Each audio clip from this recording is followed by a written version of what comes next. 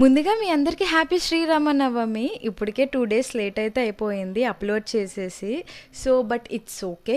ఆ రోజు మార్నింగే లెగిసి ఇలా పూజ అయితే చేసేసుకున్నాము. పూజ అయిపోగానే నాకు ఎందుకో శారీ కట్టుకోవాలనిపించిందని బ్లూ కలర్ శారీయే కట్టుకున్నాను, నా ఫేవరెట్ కాబట్టి.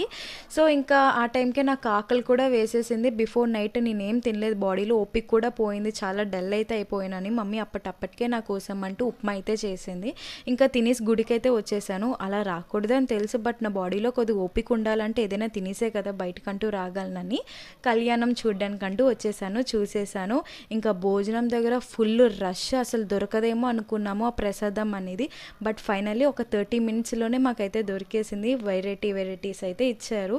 బాగుంది ఫుడ్ కూడా, అసలు చెప్పుకోక్కర్లేదు. ఇంకా కర్బూజా తినేసి ఈవినింగ్ ఆ టైం చేసి అలా బీచ్కి అయితే వెళ్ళాము.